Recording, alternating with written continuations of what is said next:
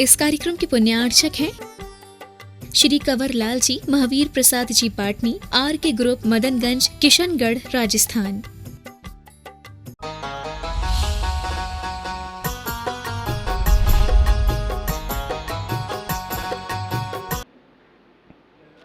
ये भावना इसलिए ही है कि जब भी कभी हमारे सामने ऐसी परिस्थिति आए तो हमारे कान में ये शब्द गूंज जाए, कोई बुरा कहे या अच्छा, क्या फर्क पड़ रहा है? क्या फर्क पड़ रहा है? ये शब्द हमारे कान में अपने आप आ जाएं। अरे क्या चला गया? किसी ने अगर कुछ बुरा भी कह दिया तो क्या मैं सर्वथा बुरा हो गया? उसकी अपेक्षा से बुरा हो सकता हूं, लेकिन और भी मेरे साथ बहुत सारे लोग हैं, क्या सबके लिए बुरा हो गया क्या मैं? ऐसा तो कभी नहीं होता कि दुनिया में कोई भी आदमी सबके लिए बुरा हो जाए, लेकिन हमें वो चीज़ ध्यान नहीं रहती। अगर घर में कोई एक व्यक्ति बुरा कह देता है तो हमें ऐसा लगता है कि जैसे कि मैं दुनिया में सबसे बुरा बच्चा हो गया। सुन रहे हो? ऐसे ही होता है ना। लेकिन कभी कोई बच्चा ही सोच पाता है कि एक ही व्यक्ति तो बुरा कह रहा है, या घर में दो व्यक्ति बुरा कह रहे हैं, लेकिन सब तो बुरा नहीं कह रहे हैं। हमारे फ्रेंड्स हमसे बहुत अच्छा बिहेव करते हैं, हमको बहुत अच्छा मानते हैं, होगा घर वालों के लिए बुरे होंगे, सबके लिए तो बुरे नहीं है। ये पॉजिटिविटी तो लानी पड़ेगी ना। तो आपको अपने मन में सोचना पड़ेगा कि कोई बुरा कहे या अच्छा कहे, क्या फर्क पड़ता है? अरे अच्छे काम करने वालों को भी लोग बहुत बुरा इसलिए कहते हैं कि वो अच्छे काम न कर पाए। अगर आपके अंदर कोई बुराई है तब तो चलो ठीक है, आपको खुद इस बात का रियलाइजेशन होना चाहिए कि हमारी ये बुराई है और इस बुराई को लोग समझ रहे हैं, इसलिए हमें बुरा काम नहीं करना। ये तो चलो अच्छी बात है। कभी कभी तो ये भी होता है कि आप अच्छा ही कर रहे हो, अच्छे ही भाव रख रहे हो, अच्छा ही सबके लिए कर रहे हो, तब भी लोग आपकी बुराई करेंगे। तब आप क्या करोगे? अच्छा काम हमें नहीं करना, फिर क्या करोगे? बुरा काम करोगे। तो दुनिया में बहुत से लोग तो इसीलिए बैठे हैं, अगर उनने देखा कि आप अच्छा काम करने जा रहे हो तो बोले इसको कैसे परेशान करना, तो सबसे बड़ी सिंपल सी चीज है कि उसकी बुराई करना शुरू कर दो। आप समझ आ रहा ना? किसी भी अच्छे व्यक्ति को गिराना हो, उसको अपने मार्ग से पथभ्रष्ट करना हो, तो आप उसकी बुराई करना शुरू कर दो। इतना उसके लिए मैसेज पहुंचाओ। आजकल तो ये व्हाट्सएप चली गया है, समझ आ रहा ना? तो किसी के लिए भी कुछ भी मैसेज बनाओ, फॉरवर्ड करो, बस अगर वो उसके चक्कर में आ गया, देखो मेरे इतनी मैसेज आ रहे हैं, मेरी इतनी बुराई हो रही है, बस उसका हौसला गिरेगा, उसका कॉन्फिडेंस डाउन होगा। और जैसे ही उसका कॉन्फिडेंस डाउन हुआ तो वो जो अपने लिए जो योजनाएं सोच रहा था, है ना, फॉर ए ब्राइट फ्यूचर, तो वो अब उसमें एप्लीकेशन उसका नहीं हो पाएगा, अब नहीं कर पाएगा वो, क्योंकि अब उसका जो है कॉन्फिडेंस लेवल अब लोगों ने कह करके उसका बिल्कुल डाउन कर दिया। तो क्या हुआ? उसकी प्रोग्रेस में एक हिंड्रेंस अपन ने पैदा कर दी। और ये बड़ा सिंपल है, सुन रहे हो? दुनिया में कभी भी ऊंचा उठोगे, कुछ अच्छा बनोगे, तो ये सोच के रखना कि ये होगा ही, ये होगा ही।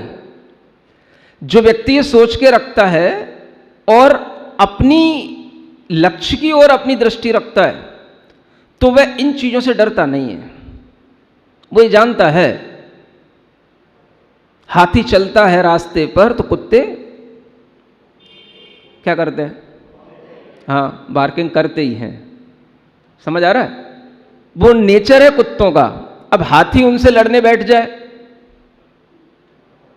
उस रास्ते पर जाना ही छोड़ दे, तो भाई हाथी हाथी, उसे चलना है, अपनी सूंड लहराते हुए चलना है, अपनी मस्ती में चलना है। उसकी मस्ती को देख करके दूसरा जानवर सोचता है भाई कैसा है, मेरे मोहल्ले में आया है और मुझको ही सलाम नहीं कर रहा है और बड़ी मस्ती में चला जा रहा है, तो वो भी नहीं छोड़ता उसको। क्या समझ आ रहा है? अब अगर हाथी उससे डर के भागने लग जाए तो फिर हाथी का स्वाभिमान क्या कहलाएगा? ये बताओ। हाथी हाथी कहलाएगा? फिर तो चूहा जैसा लगेगा अगर कहीं उसके कुत्तों के डर से हाथी भागने लग जाए तो। समझ आ रहा है? तो हाथी को कभी भी कुत्तों के भौंकने से कभी कोई दिक्कत नहीं होती। ये उदाहरण है, किसी की बुराई का नहीं है, ये हर किसी को ध्यान में रखने के लिए है। ये दिमाग में हमेशा रखना है कि जब भी कहीं कुछ भी, अगर आग भी कहीं जल रही है तो थोड़ा धुआं तो निकलता है। क्या सुन रहे हो? हमने जलाई क्या थी? आग, मशाल, रोशनी के लिए या कुछ और उद्देश्य के लिए, लेकिन उठने लगा थोड़ा सा धुआं, तो क्या करें? धुआं का और अग्नि का भी साथ है। धुआं क्या हो गई? धुआं उसकी थोड़ी सी बुराई हो गई। उद्देश्य में यह रखना है कि अगर आग में से कहीं धुआं उठ रहा है तो यह भी एक कहीं ना कहीं अग्नि का स्वभाव है, चलेगा।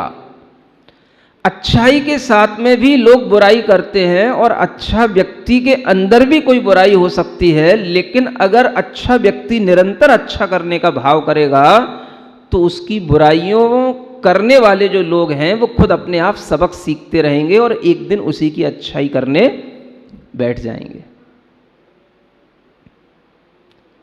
व्यक्ति को सक्सेस सक्सेस सक्सेस ये सूत्र तो खूब पढ़ाया जाता है, समझ आ रहा है? बच्चों से शुरू हो जाता है, लेकिन अपने माइंड को स्ट्रॉन्ग बनाने के लिए सक्सेस के साथ में हम जब आगे बढ़ रहे हैं तो हमारे साथ जो लोग हैं वो जिस तरीके से बिहेव करें, उस बिहेव में हमारा मेंटलिटी क्या होनी चाहिए ये पता नहीं होता है।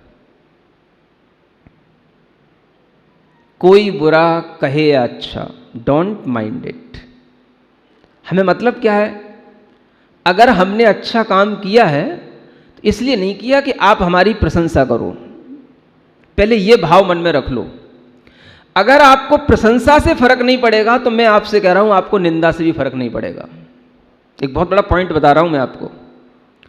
अगर आपको प्रशंसा से फर्क पड़ता है तो आपको निंदा से भी फर्क पड़ेगा, और अगर आपको प्रशंसा से कोई फर्क नहीं पड़ता है तो आपके लिए दूसरे लोग कोई मतलब के नहीं है। आपको मालूम है मैं जो कर रहा हूं मैं करूंगा, मैं जो कर रहा हूं अच्छा कर रहा हूं, मेरे उद्देश्य अच्छे हैं, लोग उसको नहीं समझ पा रहे हैं, उन्हें समझ में आएगा जब मैं सक्सेस हो जाऊंगा। ये भाव अगर आपके जीवन में रहेगा तभी आप आगे बढ़ पाओगे। समझ आ रहा है? अन्यथा हर व्यक्ति अपने अपने प्रोफेशन से परेशान ही होता है, और दुनिया में आज हर लाइन पर इतनी भीड़ है कि आप ये मान करके कभी मत चलना कि इस भीड़ में से हमें निकलने के लिए अपने आप रास्ता देने के लिए लोग पलक पावड़े बिछा करके हमें आगे बढ़ाते जाएंगे। समझ आ रहा है?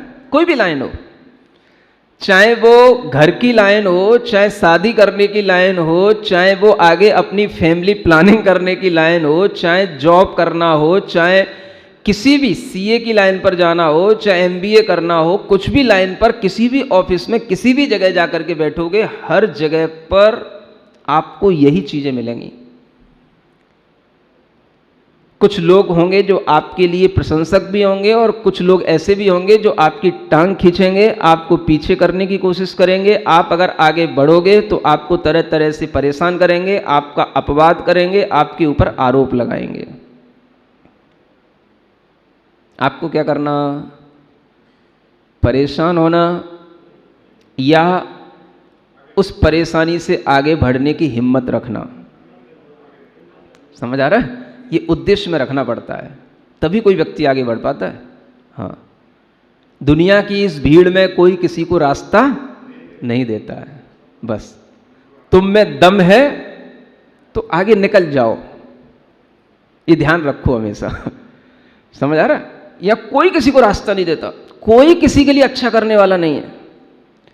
आपके अंदर ताकत होगी तो ही आपको अच्छे करने वाले सहयोगी मिलेंगे। अगर आपके अंदर ताकत नहीं है तो आप दूसरों की ताकत से बहुत ज्यादा ऊंचे नहीं उठ सकते कभी। हर व्यक्ति अपनी ताकत से ऊंचा उठता है। सहारा भी उसी को दिया जाता है जिसके पैर कहीं थोड़े बहुत जमीन पर टिकते हों।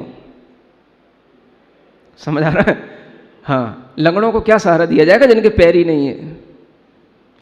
तो जो व्यक्ति आगे बढ़ेगा वो हमेशा अपने बल पर बढ़ेगा, अपनी हिम्मत से बढ़ेगा, अपने कॉन्फिडेंस से बढ़ेगा, और उस व्यक्ति के लिए ये स्थितियां आएंगी। जो 4 लाइनों में अंतिम लाइन है वो चीज ध्यान में रखनी है। ऊपर की जो 2 लाइनें हैं वो तो आपकी केवल परिस्थितियों को बताने वाली हैं। ये भी हो सकता है आपके साथ, ये भी हो सकता है। क्या? कोई आपको अच्छा भी कह सकता है, बुरा भी कह सकता है। लक्ष्मी, धन, वैभव आपके पास आ भी सकता है, तुरंत जा भी सकता है। बड़ा बड़ा घाटा भी लग सकता है, बड़ा बड़ा फायदा भी हो सकता है। समझ आ रहा है? शेयर में अपना पैसा नहीं भी लगाया हो तो भी तुम आगे बढ़ सकते हो, और अगर लगा दिया है तो भी गिर सकते हो, और नहीं भी लगाया है तो भी आपका बिजनेस कहीं ना कहीं ऐसी जगह पर लोगों से फंस सकता है कि आपका पैसा गया तो आ नहीं रहा हो। आपने किसी के साथ 2 नंबर का काम में इन्वेस्ट किया, किसी को पता नहीं था, जो साथी था उसके साथ आपने अपना मतलब पार्टी बना ली, और उस साथी को कुछ हो गया, एक्सीडेंटली कुछ हो गया उसको। समझ आ रहा है? आपका क्या हुआ? सब कुछ डूबेगा। कुछ भी हो सकता है, लक्ष्मी आवे या जावे, लाखों वर्षों तक जीऊं या मृत्यु आज ही आ जावे। हम कब चाहते मृत्यु आज आ जाए? हम तो लाखों वर्षों तक की योजना बना करके रखे हुए हैं, लेकिन पता पड़ा कि कोरोना हो गया और ऐसा हो गया कि कंट्रोल में नहीं हो रहा। अब क्या करोगे? 8 दिन से बुखार आ रहा, 10 दिन से बुखार आ रहा, कंट्रोल नहीं हो रहा। समझ आ रहा है? अच्छा भी हो सकता है और आपका जीवन समाप्त भी हो सकता है। पॉसिबिलिटी दोनों है, लेकिन आपके मन में क्या होना चाहिए, ये बात महत्वपूर्ण है। लाखों वर्षों तक जीऊं या मृत्यु आज ही आ जावे, अथवा कोई कैसा ही भय या लालच देने आवे। समझ आ रहा है? अब तीसरी लाइन में जो चीजें आपके साथ घटित हो रही हैं उनसे आपके अंदर 2 ही भाव आएंगे। या तो आपको अगर गलत कोई भाव में ले जाएगा तो आपको भय पैदा होगा, आपको अगर कहीं लालच आ गया तो उस लालच के साथ आप आगे बढ़ोगे तो भी आपको भय पैदा होगा।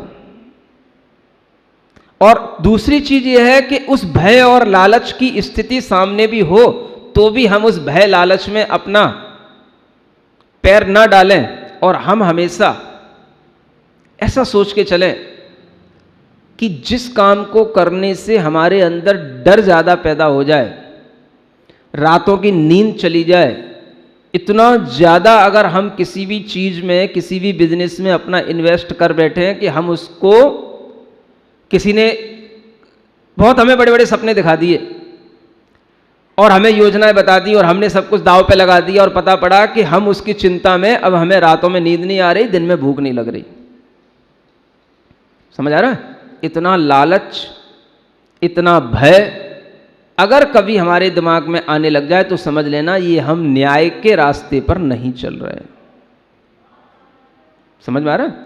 ये धर्म का रास्ता नहीं है, जिससे आपके अंदर इतना भाव बिगड़ जाए कि आपकी रातों की नींद चली जाए, आप चिंता में पड़ जाओ और आप भयभीत रहो कि अगर कहीं ये डूब गया तो क्या होगा, अगर कहीं मेरे साथ ये कहीं ये नुकसान हो गया तो क्या होगा। इतना अगर आपके अंदर भय आ गया तो आपके लिए वो भय ही खतरनाक हो जाएगा। इसलिए अंतिम लाइन जो है वो बहुत महत्व की है। तो भी न्याय मार्ग से मेरा कभी न पद डिगने पावे। न्याय मार्ग का मतलब क्या है? सही रास्ते पर चलना। पैसा थोड़ा कम मिले लेकिन इतना सुकून का मिले कि हमें किसी का ना तो बहुत ज़्यादा लेना है, ना किसी से बहुत ज़्यादा किसी को देना है। समझ आ रहा है? इतना भी हम ना उधारी किसी को दे रहे हैं, ना इतनी उधारी ले रहे हैं कि हमारे लिए ये संशय होने लग जाए कि भाई अगर ये कहीं डूब गया तो क्या होगा। थोड़ा सा कम सही लेकिन संतुष्टि का हो। घर पे आए तो बैठ करके भोजन ढंग से कर सकें, और भोजन करने के बाद में अगर थोड़ा बहुत घूमने के बाद में और घर में अच्छे ढंग से बात करने के बाद में अगर नींद के लिए तैयार हो तो नींद आ जाए। समझ आ रहा है?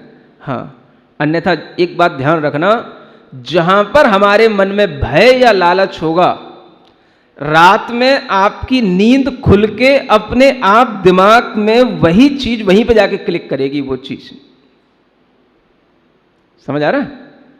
अगर आपको रोजाना 6 घंटे सोना होता है, 7 घंटे सोना होता है, जिस दिन आपके मन में कोई लालच आ गया, भय आ गया और आपका मन अगर उससे दुखी हो गया या डरा हुआ है, तो आप देख लेना आपकी नींद रात में अचानक खुलेगी और फिर खुलने के बाद में आप उसी उधेड़ बुन में लग जाओगे और पूरी रात निकल जाएगी। सुन रहे हो? क्योंकि आप सही रास्ते पर नहीं चल रहे हो। न्याय मार्ग पर चलो। न्याय का मतलब ही होता है नैतिक ढंग से पैसा कमाओ, धर्म के साथ चलो और धर्म पुरुषार्थ के साथ में अर्थ पुरुषार्थ करो। अगर आपके लिए ये न्याय का भाव रहेगा तो आपको कभी कोई परेशान करने वाला नहीं है। बहुत से ऐसे लोग होते हैं जो कहते हैं महाराज हम थोड़ा सा कम ही सही, हम संतुष्ट हैं, हमें उधारी नहीं देना, न किसी को उधार लेना, जितने अपने पैर हैं हम उतनी चादर फैलाते हैं, या जितनी चादर है हम उतना ही पैर फैलाते हैं। समझ आ रहा है? ये पहले के लोगों का भाव रहा करता था। एक कहावत भी रहती थी, जितनी चादर है उतनी पैर पसारो। क्या मतलब इसका? सोने के लिए नहीं, समझ आ रहा है? जीने के लिए। जितना है उतना में ही अपने अंदर इस तरह की संतुष्टि का भाव रखो कि हमें बाद में मन में संशय ना पड़ जाए कि ऐसा कहीं नहीं हुआ तो क्या होगा। आज दुनिया में अपना स्टैंडर्ड बनाने के लिए, लोग अपनी रेपुटेशन बनाने के लिए दुनिया का पैसा कर्ज ले लेते हैं अगर एक जॉब लग गई तो। समझ आ रहा? क्योंकि उन्हें दिख रहा है जॉब लग गई, जॉब लग गई, 5 लाख का पैकेज है, ये हो गया वो हो गया। समझ आ रहा है? और बाई चांस की बात कंपनी डूब गई या जॉब से रिजेक्ट कर दिया गया, अब क्या करा उनने? एकदम से आओ ताव में आकर के उन्होंने अपनी फर्दर प्लानिंग इतनी बना ली कि भाई 5 लाख, 10 लाख, 15 लाख ये तो मैं 6 महीने में चुका दूंगा। उन्हें बैंक से लोन ले लिया, ये कर लिया वो कर लिया, और पता पड़ा कि अपना ही जो है कुछ ना कुछ ऐसा बिगड़ गया कि अब वो जो आय का साधन था अब वो नहीं रहा, तो अब पड़ गए दिक्कत में। सुन रहे हो? दुनिया में कितने ऐसे लोग हैं आपको बता दूं जो लोन से अपना स्टैंडर्ड बनाए हुए, लोन ले ले करके। ये कर्ज नहीं होता क्या? है? बैंक फ्री में देती क्या? जिस समय पर आपको दिखाने के लिए बताया था कि भाई दिखाओ क्या है आपके पास में, आपने दिखा तो दिया, लेकिन उतना आप मैनेज करके नहीं चल पाए, और जब तक लोन आपको चुकाना था जब तक आपकी स्थिति बिगड़ गई। अब आप क्या करोगे? समझ आ रहा है? इसलिए कहा जाता है थोड़ी सी रोटी कम चिपड़ी खा लो, अपने घर में बैठ के खा लो, कोई दिक्कत की बात नहीं है, लेकिन चैन की खा लो। सूखी रोटी भी सुख देगी। समझ आ रहा है?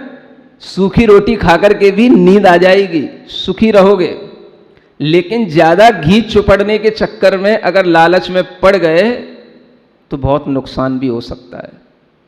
और जब एक व्यक्ति का घर में नुकसान होता है तो पूरा घर का नुकसान होता है, पूरा घर परेशान होता है। सुन रहे हो?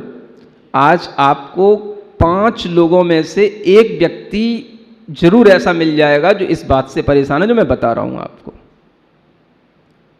सुन रहे हो ना? ये अगर सर्वे किया जाए तो।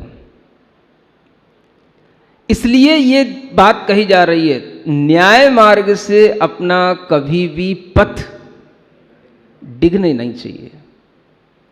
थोड़ा सा कम सही, कम में हम अपना गुजारा कर लेंगे, ये मानसिकता बना के चलो, लेकिन परेशानी मोल लेकर के हम अपनी जिंदगी को इस तरह की रिस्क में नहीं डालना चाहते हैं कि हमारी रातों की नींद चली जाए।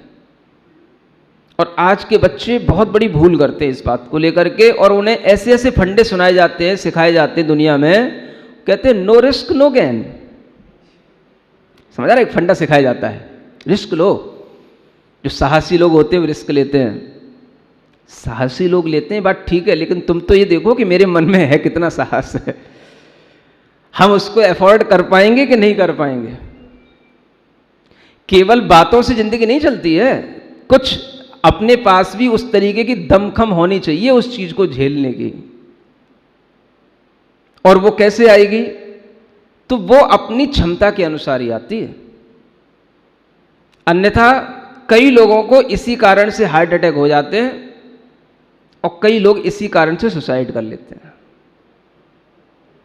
और कोई कारण बहुत बड़े बड़े नहीं होते हैं, बस यही होता है कि इतना हो गया कर्जा, इतना हो गया कि अब वो चुकने को नहीं हो रहा है। ये बर्डन जब सिर पर आ जाता है तो फिर आदमी को रातों रातों जब नींद नहीं आएगी तो धीरे धीरे उसके दिमाग में गर्मी बढ़ने लग जाएगी, वो विक्षिप्त हो जाएगा। समझ आ रहा है? ये बहुत बड़ी चीज है। इसलिए कभी भी शरीर में भी अगर कोई बीमारी आती है कभी कभार तो शरीर सहन कर लेता है। आप मान के चलना इस बात को, क्या कह रहा हूं मैं। हम शरीर के साथ ज्यादती करते हैं, कई बार शरीर सहन कर लेता है, 2-4 दिन में आपको ठीक कर देगा। आप कभी सोचते नहीं हो, आप सोचते मैं ठीक हो गया। तुम क्या ठीक हो गए? शरीर में ठीक होने की क्षमता थी इसलिए शरीर ठीक हो गया। लेकिन अगर वो ज्यादती आप उस शरीर के साथ लगातार करते रहे तो शरीर भी एक दिन फिर अपनी दम तोड़ देता है, फिर वो ठीक होने का नहीं। समझ में आ रहा है? मतलब कि कोई भी तरीके से अगर हम एक बार, जैसे मान लो आपकी जिस दिन नींद खराब हो, जिस दिन आपका मन बेचैन हो, आप सोचना कि ये क्यों हो रहा है। उस चंगुल से निकलने की कोशिश करो कि हमें अपनी नींद खराब नहीं करनी, हमें अपनी भूख खराब नहीं करनी। सुन रहे हो? अगर अच्छा जीवन जीना है, पूर्ण जीवन जीना है, तो 2 चीजें याद रखना। समय पर भूख लगनी चाहिए और समय पर नींद आनी चाहिए। सुन रहे हो? और अगर इसमें डिस्टरबेंस होने लगे तो समझना कि आप कहीं ना कहीं गलती कर रहे हो। सुन लिया? क्या कहा? समय पर भूख लगना और समय पर नींद आना। एक स्वस्थ जीवन जीने के लिए आपको 2 चीजें याद रखनी है। सुन रहे हो? और ये सिद्धांत है, आयुर्वेद का भी ये सिद्धांत है। अर्ध रोग हरि निद्रा, पूर्ण रोग हरि क्षुधा। क्या कहा गया? आपके शरीर में रोग रोजाना उत्पन्न होते हैं। अगर आपने अच्छे ढंग से सो लिया तो आधा रोग तो आपकी सोने की क्रिया से ही चला जाता है। समझ आ रहा है? और आपके शरीर में जो रोग होते हैं, अगर आपको समय पर भूख लग गई और आपने अच्छा समय पर आपको भोजन मिल गया तो पूरा रोग चला गया, अब आपको कोई रोग नहीं होगा। अगर हम इन चीज़ों को डिस्टर्ब करते हैं तो हमारा जीवन पूरा का पूरा बिगड़ने लग जाता है। इसी को कहते हैं न्याय मार्ग से चलना। हर चीज की एक लिमिट होती है, हर चीज के रूल्स होते हैं कि अगर आप इतना खाओगे तो ही आप अच्छे ढंग से जी पाओगे।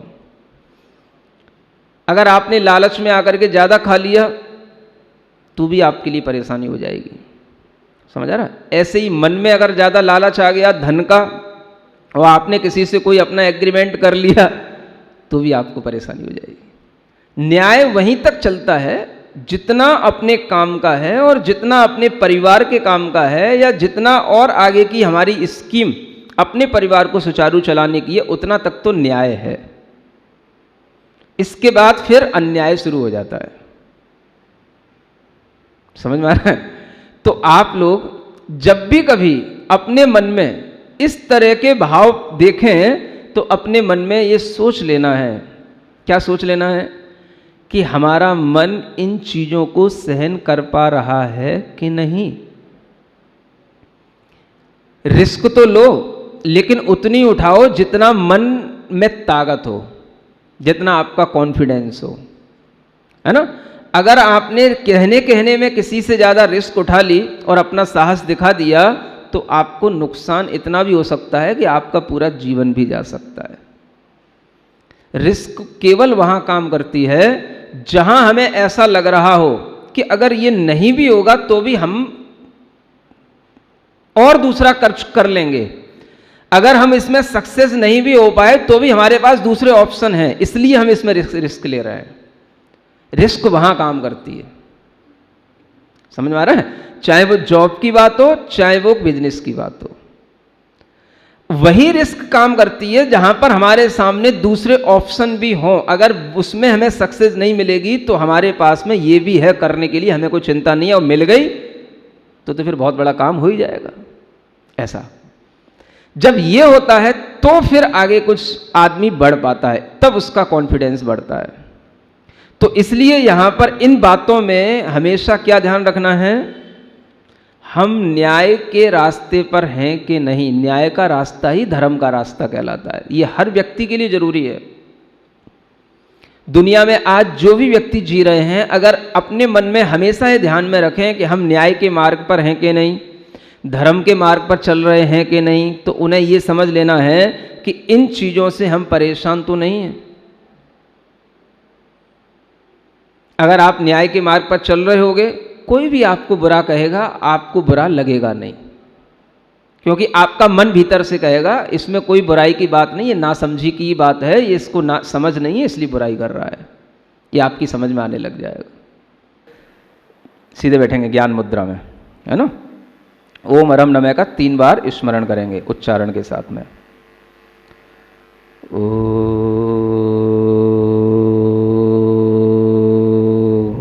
अरहम नमः।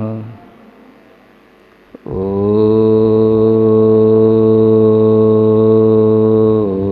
अरहम नमः। ओम अरहम नमः। अपनी दोनों हथेलियां घिसकर आंखों पर रखें।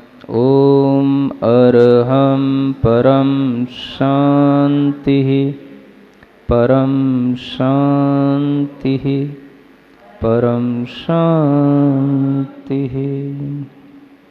इन पंक्तियों के माध्यम से हमारे अंदर एक भावना उत्पन्न की जा रही है कि हम थोड़ा सा जीवन में समभाव के साथ रहने का अभ्यास करें। अपने जीवन में आने वाले सुख और दुख के समय पर अपने मन को बैलेंस बनाते हुए अपने मन का हम उस परिस्थिति से गुजरने की कोशिश करें। जब सुख में हम मगन हो जाते हैं तो हमारे लिए यह समय निकल जाता है कि हम वस्तुतः क्या हैं, हमें क्या करना चाहिए, यह भी हमें कभी कभी याद नहीं रहता। और कुछ लोग तो सुख में इतने मगन होकर के फूल जाते हैं कि जब वह सुख का समय चला जाता है तो फिर दुख के समय पर घबराहट होना एक स्वाभाविक हो जाता है। यह अंतर आत्मा की शांति के लिए किया जाने वाला एक अभ्यास है कि होकर सुख में मगन न फूलें, दुख में कभी न घबरावे।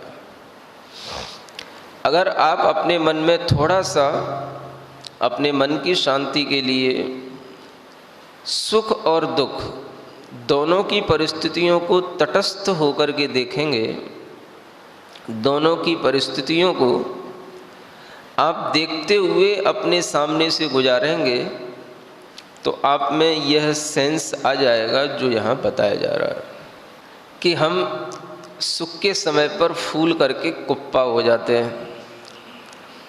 कुप्पा क्या होता है भाई? फूल करके बहुत मोटे हो जाते हैं, कूलने लग जाते हैं, फूलते भी हैं और भीतर से कूलते भी हैं। इसी तरीके से जब दुख का समय आ जाता है तो हम दुख के समय पर बाहर से तो हम बिल्कुल उदास हो जाते हैं, लेकिन भीतर से हम उस समय पर भी कूलते रहते हैं। कूलना जानते हो? भीतर ही भीतर अब क्या करें, अब क्या करें, ये क्या हो गया, ये क्या हो गया, ऐसे जो है मन ही मन में करते रहना, आहसी भरते रहना। अपने बगल वाले का ध्यान भी उस आह पर लगाने के लिए थोड़ी आह ज़्यादा ज़ोर से बोलना, तो सामने वाले को भी ये ध्यान में आ जाए कि ये वास्तव में दुखी हैं।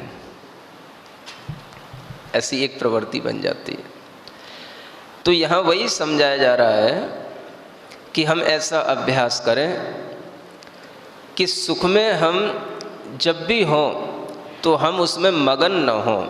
अगर सुख में मगन हो गए तो फिर हमें दुख में दुख ज़रूरत से ज़्यादा दिखाई देगा, क्योंकि हमने सुख में तटस्थ होकर के उस सुख को देखा नहीं। सुख में हम लीन हो गए, और जब लीन हो जाते हैं तो फिर वह चीज़ जो हमसे छूट जाती है उसके चले जाने पर हमें दुख भी बड़ा भारी होता है। ये हमेशा ध्यान रखना चाहिए कि सुख और दुख हमारे जीवन में दिन और रात की तरह होने वाले दो स्वाभाविक प्रक्रियाएं हैं। सदा सुख किसी को नहीं रहा और सदा दुख भी किसी को नहीं रहता। ये सब आने और जाने वाली चीज़ें हैं। सुख आया है तो वो भी जाता है, और दुख आता है तो वो भी जाता है। हमारी अधीरता होती है जो हम सुख को पकड़ करके रखना चाहते हैं और दुख से दूर भागना चाहते हैं। ये हमारी अपने अंदर का धैर्य की कमी है। और जब ये धैर्य हमारे अंदर आने लग जाता है तो हम सुख को भी तटस्थ होकर के देखते हैं और दुख को भी तटस्थ होकर के देखते हैं। और ये दोनों ही चीज़ें समय लेती हैं। क्या लेती हैं? समय का मतलब वक्त है। आप लोग सुनते होंगे ये वक्त का तकाजा है ना। सुख भी और दुख भी, ये दोनों ही क्या हैं? वक्त की देन है। और वक्त जब गुजर जाता है तो वक्त ही वो चीज़ होती है जो हमारे दुख को दूर करने में सहायक होता है ना। अब यहाँ तो इतना तक कहा जा रहा है कि अगर आपके सामने पर्वत, नदी, शमशान, भयानक अटवी माने जंगल जैसी चीज़ें आ जाएं तो भी आप भयभीत न हों, भय न खाएं। समझ आ रहा? मतलब कि कभी भी ऐसे एकांत स्थानों पर अगर कहीं हम भटक जाएं, रुक जाएं, पहुंच जाएं तो उसमें भी हमारे अंदर भय ना हो। अब आप सोचो, ये जगह तो आपको मिलती नहीं है आजकल। कौन पर्वतों में जाता ही नहीं, जंगलों में तो आजकल कोई गुजरता ही नहीं। तो अटकने का और भटकने का और भय खाने की तो कोई बात है ही नहीं। अब वो भय आपको फिर भी सताता तो है। अब आज का सबसे बड़ा भय क्या है कि अगर आपको कोई 14 दिन 15 दिन के लिए क्वारंटीन कर दे तो ये सबसे बड़ा भय है आपका। समझ आ रहा है? बड़े बड़े लोग किसी भी बंदिश में रहना नहीं चाहते, और इस तरह के रोगों के साथ में जब कोई बंदिशें हो जाती हैं तो उनका दिमागी संतुलन बिगड़ जाता है।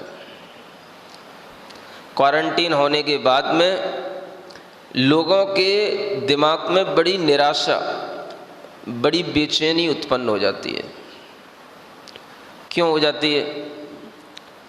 क्योंकि उन्हें कभी भी एकांत में अकेले होकर जो डर वाले स्थान हैं उन स्थानों में भी रहने का कभी अभ्यास नहीं था।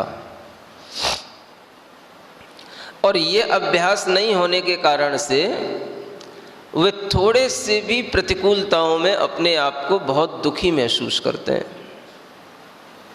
और एक तरफ दूसरे लोग भी हैं जो उसी क्वारंटीन के टाइम पर बड़े खुश भी रह सकते हैं और रहते हैं। ऐसे भी लोगों के उदाहरण आपने सुने होंगे। क्या समझ आ रहा है? क्वारंटीन हुए ऐसा उदाहरण है आपके पास कोई? अमिताभ बच्चन भी क्वारंटीन हुआ और क्या हुआ, आ गया खुश होकर के, है ना? कैसे आ गया? कुछ तो उसके पास रहा होगा। उसने अपने जीवन में बड़े उतार चढ़ाव देखे हैं, समझ में आ रहा है? और इतना तक भी देखा है कि उसकी जो कंपनी जिसमें वो काम करता था उसमें तक उसको काम नहीं मिलता था, दिवालिया होने की स्थिति आ गई थी, समझ आ रहा है? और फिर उस स्थिति से जब आदमी ऊपर उठता है, उस स्थिति से जब अपने को बचा करके आगे निकालता है, तब आदमी के अंदर जो साहस आ जाता है वो साहस अदम्य साहस कहलाता है।